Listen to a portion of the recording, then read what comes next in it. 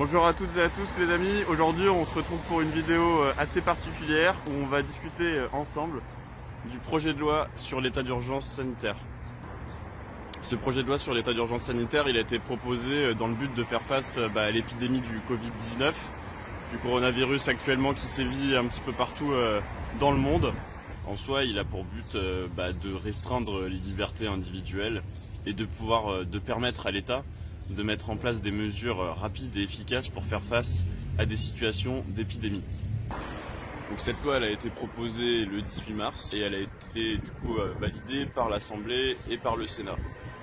Dans ces mesures, il y a notamment le report du second tour des municipales, la restriction de certaines libertés, la flexibilisation du code du travail. Pourquoi flexibilisation? Tout simplement pour supprimer notamment les 35 heures, permettre de pouvoir effectuer des roulements notamment dans les métiers sous tension comme dans les hôpitaux ou même dans les filières alimentaires. Et puis surtout un durcissement des sanctions avec des amendes extrêmement élevées pour les personnes qui ne respecteraient pas les confinements, qui pourraient aller jusqu'à 3 700 €. La création d'un conseil scientifique, donc le président de la République nommera le président de ce conseil et puis le président de l'Assemblée et du Sénat en nommeront chacun 2 autres membres. Le reste de ces membres seront nommés par les membres du gouvernement. Concernant la restriction des libertés, on parle tout simplement de durcissement en termes de sanctions, mais aussi on parle de supprimer la liberté d'entreprendre, de réquisition de matériel. Les petites entreprises auront aussi la possibilité d'avoir un report de charges avec un budget proposé par l'État qui irait jusqu'à 35 milliards. Donc par exemple, toutes les entreprises qui auraient des loyers, des factures, des frais de gestion réguliers auraient la possibilité de les payer en différé. La facilitation notamment d'accès à certains prêts, et puis aussi la possibilité de proposer des temps partiels.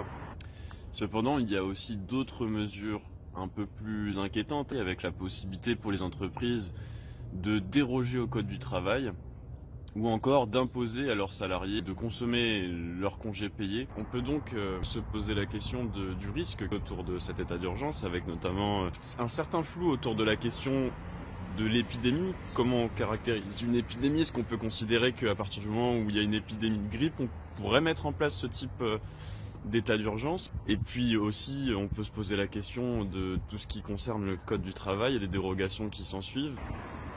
On peut aussi se poser la question de la transparence de ce conseil scientifique, puisque la plupart de ses membres sont élus ou nommés par des membres du gouvernement, ce qui pose une question en termes de pluralité et puis aussi en termes d'équilibre, puisque ni l'opposition, ni les membres de l'Assemblée, ni les membres du Sénat n'auront la possibilité d'en déterminer certains. Le gouvernement dans ce projet ne propose aucune solution concrète, ne donne pas d'argent. Elle ne propose que des reports, que des prêts, ne propose finalement que des avantages de flexibilité qui vont exclusivement concerner les grandes entreprises. Finalement, on se pose la question de savoir si ce projet permettra réellement de faire face à cette épidémie, aux épidémies à venir, mais surtout de son utilisation fondamentale et des dérives qui pourraient aussi apparaître, puisque n'importe quel gouvernement pourrait mettre en place cet état d'urgence sanitaire. On l'a vu notamment avec les lois qui concernent le terrorisme, les plans Vigipirate qui ont été multipliés encore et qui ont été maintenus parfois pendant bien plus longtemps qu'il était nécessaire. On peut quand même se poser la question de la forme, du fond de ce texte et de la nécessité peut-être d'en discuter davantage et de permettre aussi aux citoyens de pouvoir aussi les décortiquer eux-mêmes avant que le tour ne soit déjà joué.